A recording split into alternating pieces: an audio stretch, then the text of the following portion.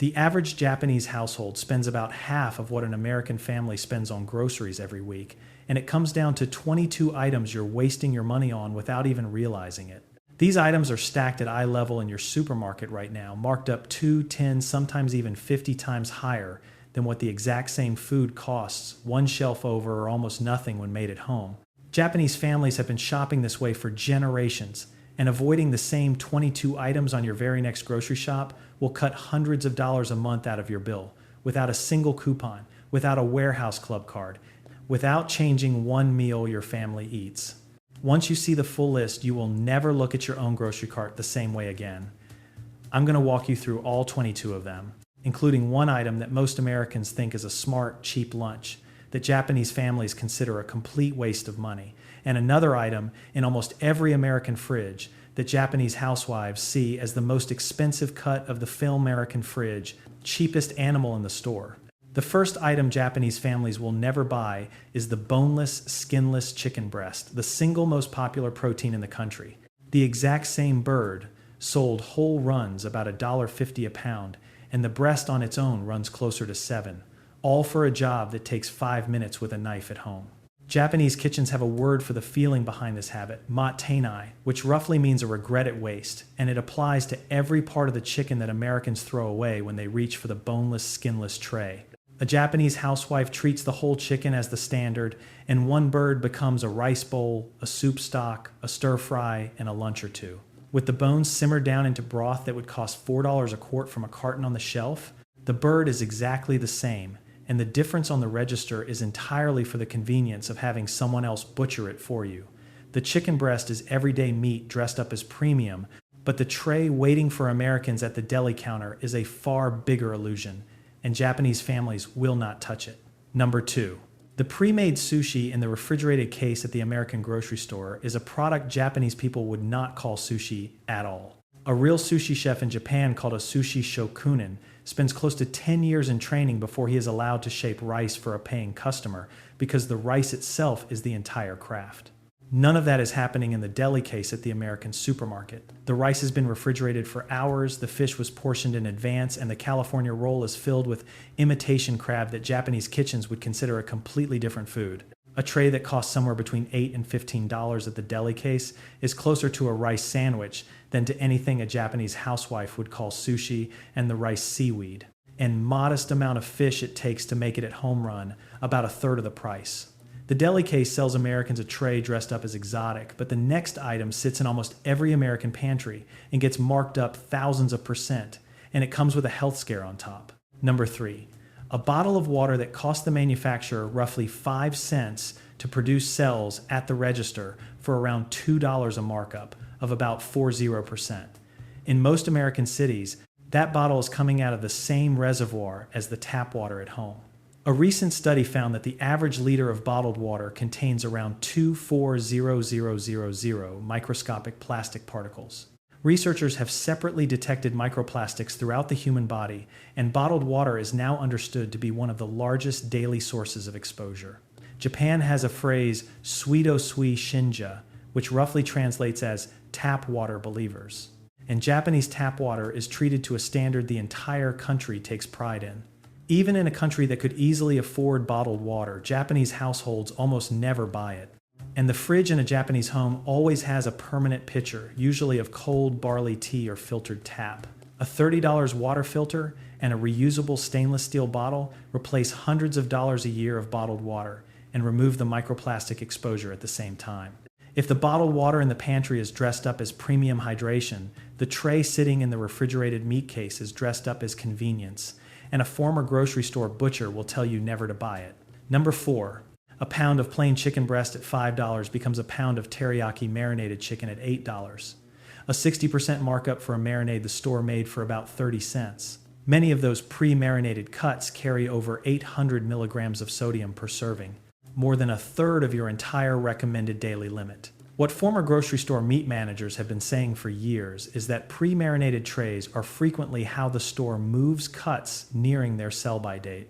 The strong flavor, the bright color, and the heavy salt all mask the smell and appearance of meat that would otherwise have to be discounted or thrown out. Japanese cooks have a homemade marinade tradition called tare a mixture of soy sauce, mirin sake, and ginger that lives in a jar in the fridge for weeks.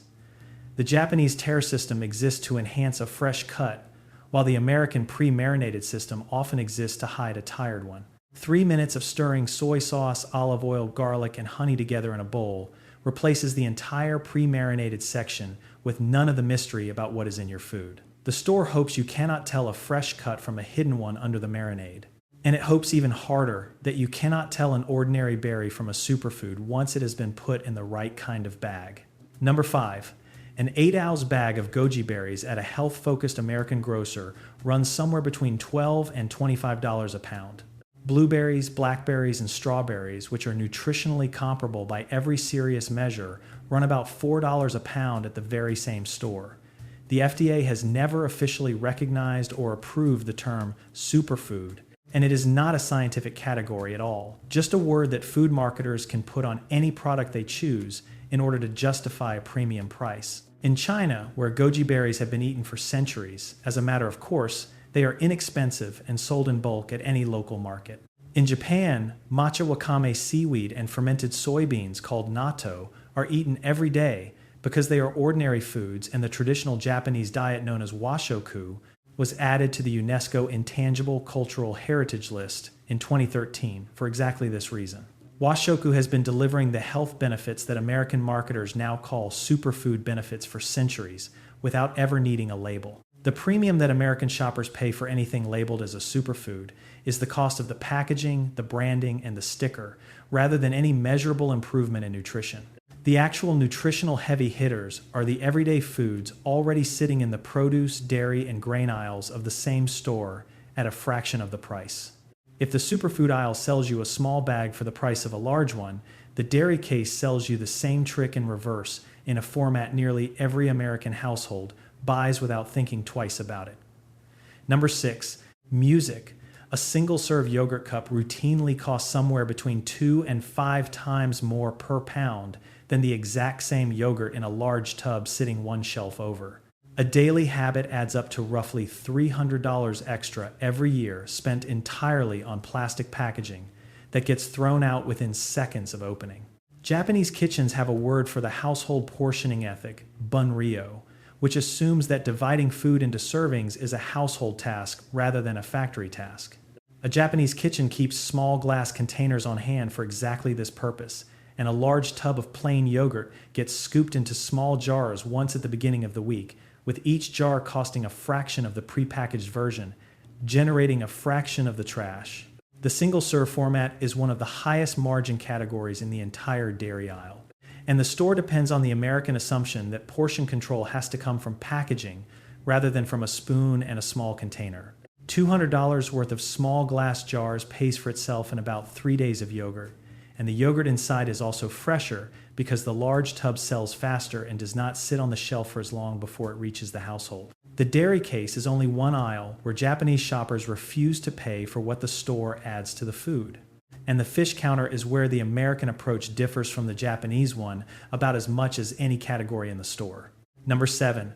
A whole fish at the supermarket often runs $3 to $5 a pound, while the same fish in pre-cut fillet form 2 shelves over runs $12 to $18 a pound. The fillets are also consistently days older than the whole fish because they were cut in advance and packaged for a longer shelf life on the styrofoam tray. Japanese fish shopping is a relationship rather than a transaction, and the neighborhood fish shop called a sakanaya is where a Japanese cook asks the fishmonger to butcher the fish in front of them and then takes the head bones, trim home in a separate bag to make dashi, which is the foundational stock of the entire cuisine.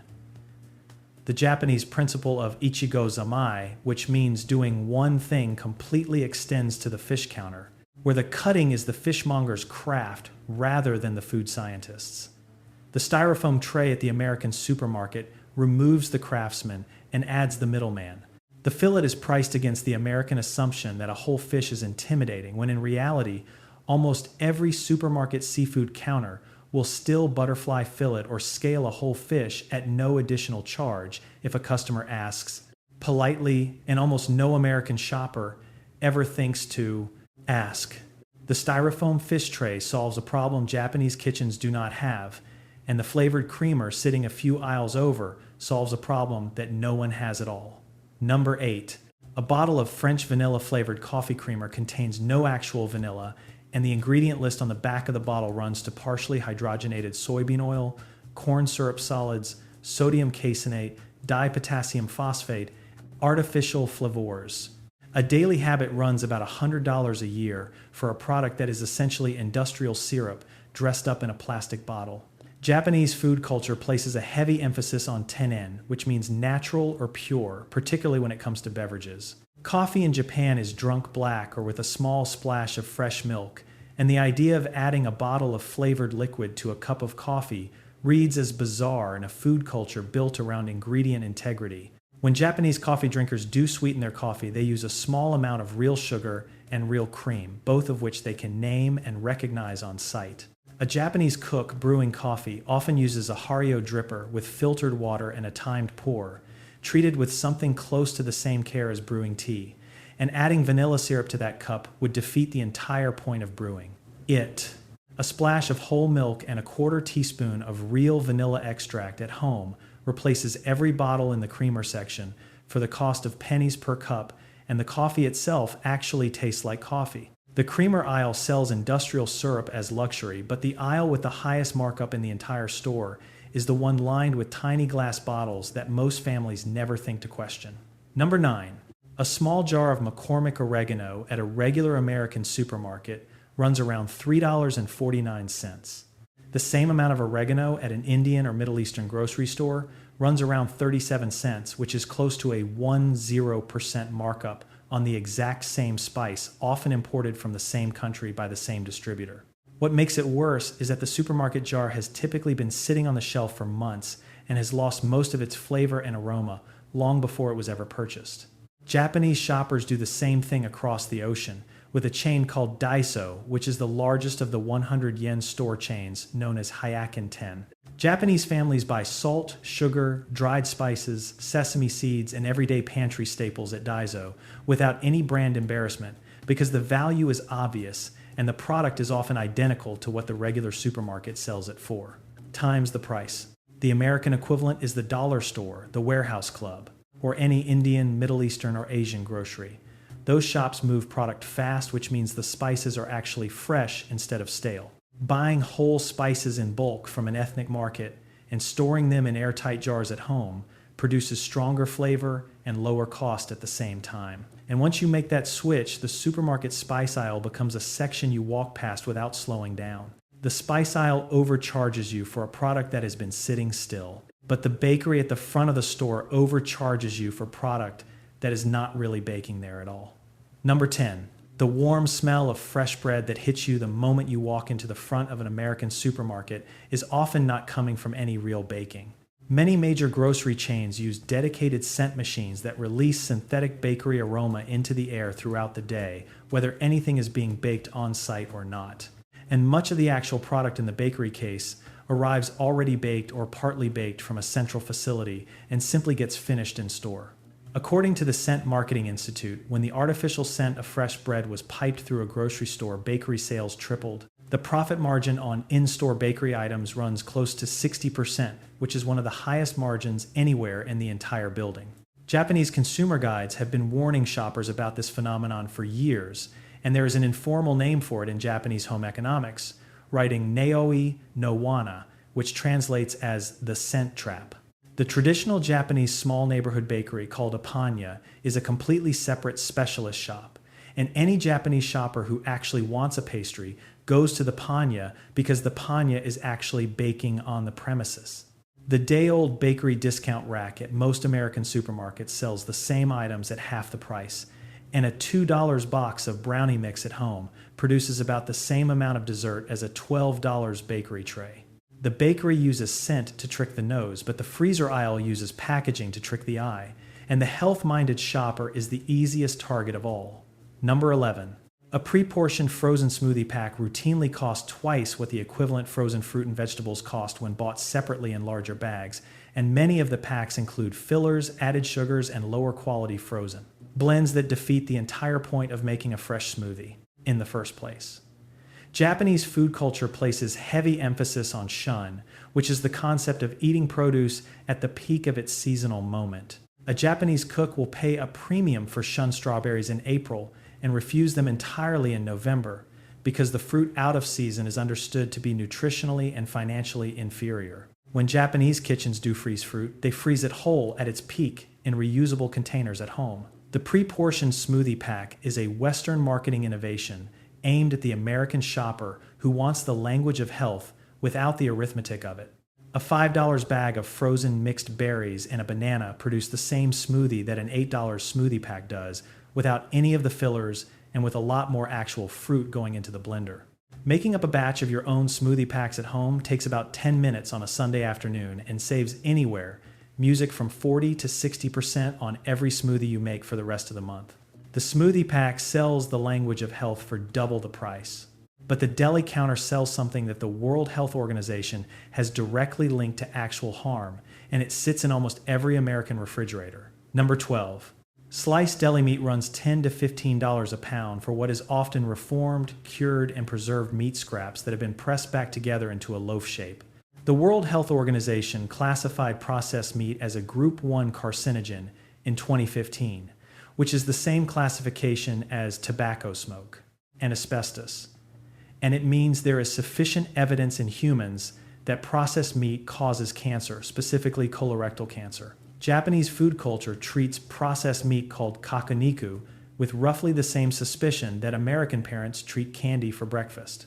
It is not a category that meaningfully appears in traditional Japanese home cooking at all.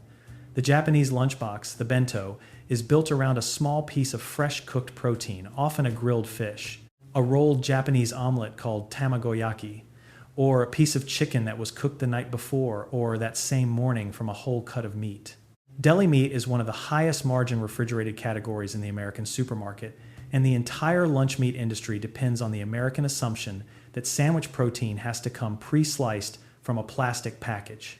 A whole roast chicken carved and refrigerated on a Sunday afternoon produces a week of sandwiches at a fraction of the deli price with none of the preservatives.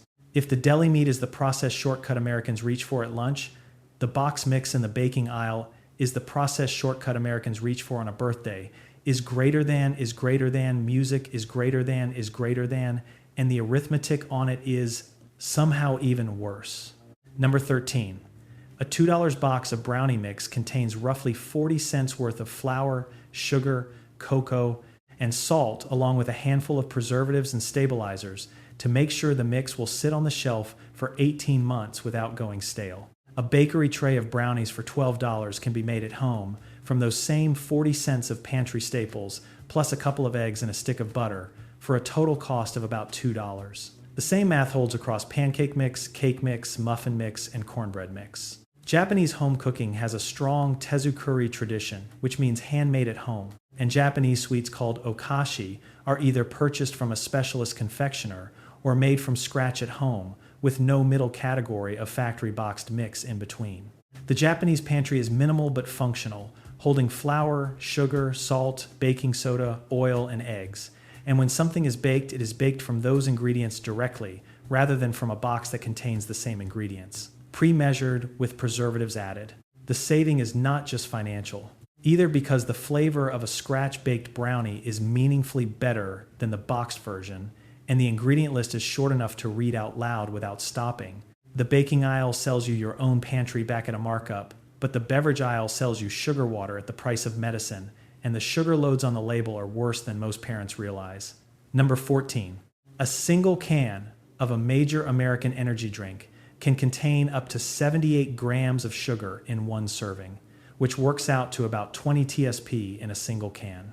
The recommended daily sugar limit is 24 g for women and 36 g for men, which means one can of an American energy drink contains roughly 3 times the daily sugar limit for a woman. A daily habit runs over $1,300 a year spent on a product that most credible health studies now link to weight gain, increased risk of type 2 diabetes, heart disease, and gout.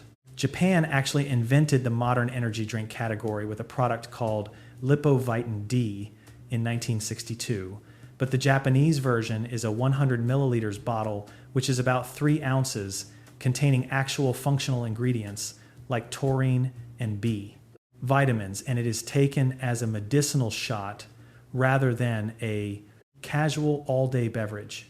Japanese caffeine culture is called oshabunka, or tea culture, and the caffeine most Japanese people consume comes from green tea, hojicha, or oolong, rather than from syrup in a can.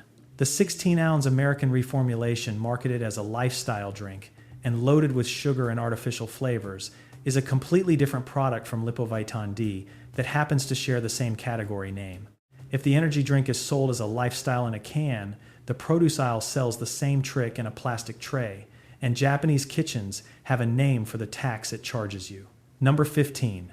A whole watermelon at almost any American supermarket runs around $4, and a small container of pre-cut watermelon, half its size, runs closer to $7.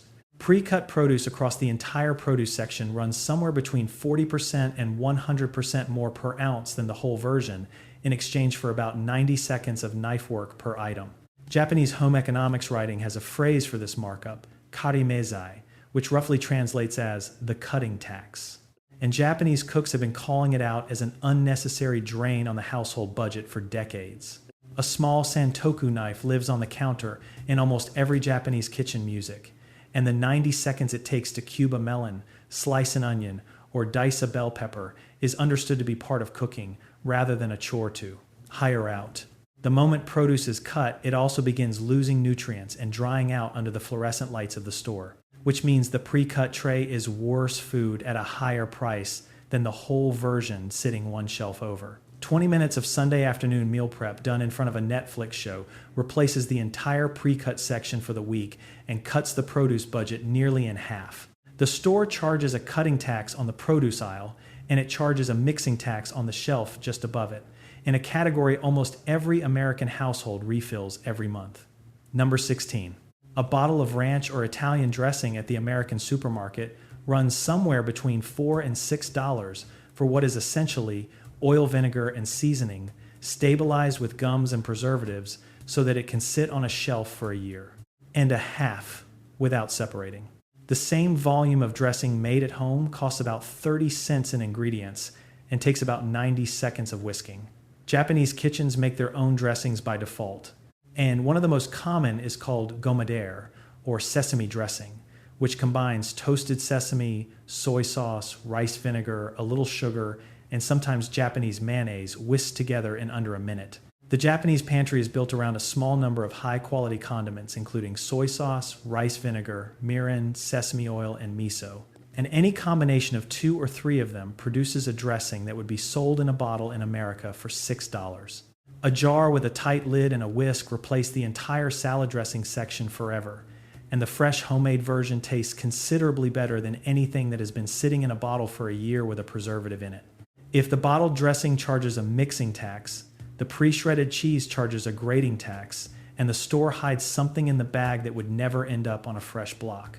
Number 17. Pre-shredded cheese in the plastic bag runs anywhere from 25 to 40% more per pound than the same cheese in block form sitting one shelf over. The bag also contains anti-caking agents, usually cellulose powder or potato starch, and sometimes natamycin, all added so that the shreds do not stick together in the package. Those additives measurably interfere with how the cheese melts, and they are ingredients no home cook would ever add to a dish on purpose. Cheese in Japanese cooking is treated as a specialty ingredient rather than a daily staple, called chizu as a loanword from English. And when Japanese kitchens do use it, they buy a fresh block and grate it themselves in the moment. The principle behind that habit is the same principle that runs through the entire Japanese approach to ingredients, which is that food should be recognizable and unaltered. A block of cheese and a hand, greater produce, fresher, cheaper, better melting cheese in about 30 seconds, and the block itself lasts weeks longer in the fridge than the shredded bag does. The bag is one of the highest margin dairy items in the store, and the store depends on the American shopper accepting that grating cheese is a task worth paying someone else to do. The cheese bag is a small daily tax, but the cereal box in the middle of the store is a monthly one.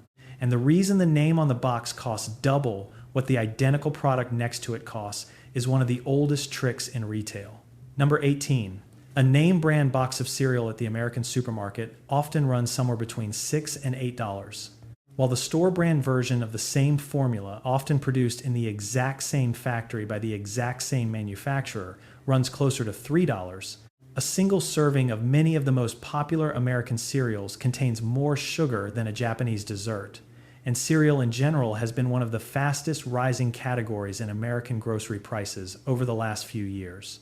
The traditional Japanese breakfast is called asagohan, which literally means morning rice, and it consists of steamed rice, a small bowl of miso soup, a piece of grilled fish, some pickled vegetables, and a cup of green tea. It is a protein and fiber-forward meal that leaves the eater satisfied for hours with almost no sugar at any point in the meal. The American cereal aisle exists because the industry successfully marketed sugar as breakfast in the middle of the 20th century. And the name brands charge a premium for nostalgia and cartoon mascots rather than for any nutritional advantage. Blind taste tests consistently show that most people cannot tell the name brand from the store brand version, and when they can, the preference is often the other way around. If the cereal box overcharges you for a cartoon on the front, the snack aisle overcharges you for the shape of the package around the food, and families with children pay this tax every single week. Number 19. A box of individually wrapped goldfish crackers, meaning the little packs of about 3 bites each, runs about $9 for 10 ounces of crackers. A family-sized bag of the exact same crackers runs about $4.50 for 30 ounces. That works out to close to a 600% markup per ounce entirely for the packaging of putting the same crackers into smaller bags. A family that relies on single-serve snacks throws away over $800 a year compared to a family that buys in bulk and portions at home, which is close to a car payment spent on plastic wrappers. Is greater than. Music is greater than. Japanese school children carry snacks in small compartmented reusable containers called bento bako, portioned at home from a large bag the night before. The assumption in a Japanese household is that portioning is a household task, and that a small one-time investment in reusable containers pays for itself within a month. The American assumption that portion control has to come from single-serve packaging is one of the most profitable illusions in the entire snack aisle. A $5 set of reusable snack containers replaces the entire single-serve category permanently, and the snacks inside are exactly the same crackers, cookies, and pretzels that the family was buying before. If the snack aisle overcharges for the size of the bag, the beverage cooler overcharges for the fact that someone else brewed the tea, and the markup runs into the thousands of percent. Number 20. A cold brew from a major American coffee chain runs about $5 a cup, and the same coffee brewed at home from a 40-oz container of ground coffee, which yields roughly 100 cups, runs about 10 cents per cup. That is a markup of close to 50% on a product that takes about 5 minutes of prep the night before. The same math holds for the bottled iced coffee and iced tea sitting in the refrigerated case at the front of the store, which sells for $3 or $4 a bottle for tea that costs pennies per liter to brew at home. Every Japanese fridge, from the smallest apartment kitchen to the largest condo, has a permanent pitcher of tea in it, most commonly mugicha, which is a roasted barley tea drunk cold as the default household summer beverage. In winter, the pitcher rotates to hojicha or oolong. It is a permanent staple that costs almost nothing per liter to brew and is treated the same way American families treat pitchers of iced water. The idea of paying $3 for a bottle of iced tea in Japan would be treated the same way most Americans would treat paying $3 for a bottle of tap water. A pitcher, a box of tea bags, and 5 minutes of prep replace the entire bottled coffee and tea section forever. The bottled coffee sells you convenience at a 50% markup, and the produce aisle has one more version of the same trick wrapped in plastic and sold to Americans who thought they were making a healthy choice. Number 21. A pre-washed bagged salad kit runs up to $10 a pound for lettuce that is often already wilting the day it leaves the store, and it typically spoils within 3 days of purchase. A meaningful portion of every bag ends up in the trash before it can be eaten, which means the effective price per eaten serving is often double the sticker price on the shelf. Japanese food culture places a heavy emphasis on shinsen shugi, which translates roughly as the freshness principle, and Japanese cooks buy leafy greens the day they will be eaten from the outer perimeter of the store and wash them at home. in cold water in a small bowl.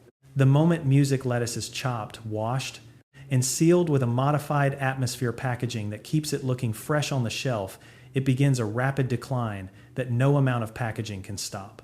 A whole head of romaine in 30 seconds under running water will replace the entire salad kit section for a fraction of the price. Is greater than, music, is greater than, and the fresh head lasts about 3 times longer in the fridge than the bag does.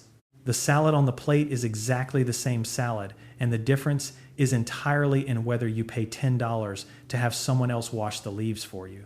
Every trick in this video comes back to the same underlying pattern, and the final item is the one that reveals what has been going on across the entire supermarket all along. Number 22. A jar of keto labeled peanut butter at the American health food aisle runs $11, and its ingredient list reads peanuts, salt. A jar of regular peanut butter with the same 2 ingredients runs about $3.50. The markup is entirely for the label on the front of the jar. The paleo-approved crackers made from almond flour and sea salt can be made at home from 2 ingredients for about a quarter of the shelf price.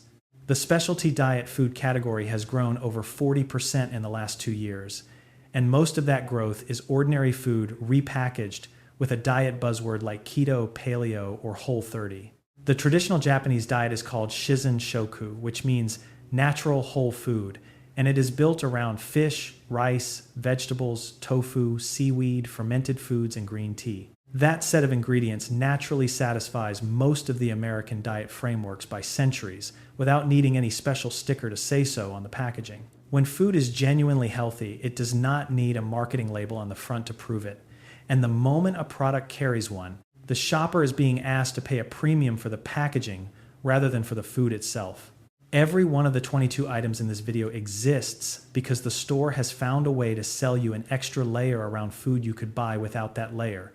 And the Japanese refusal to buy that extra layer is the entire reason a Japanese cart ends up costing so much less than an American one. There you have it. 22 things Japanese shoppers refuse to put in the cart. Start with just 3 of them on your very next shop, and by the end of the month, the difference at the register will be obvious. And let me know your thoughts in the comments. Which of these 22 are you going to leave on the shelf first, and whether there is one you are already refusing to buy? And check the video that is appearing on your screen for more frugal tricks from the Japanese.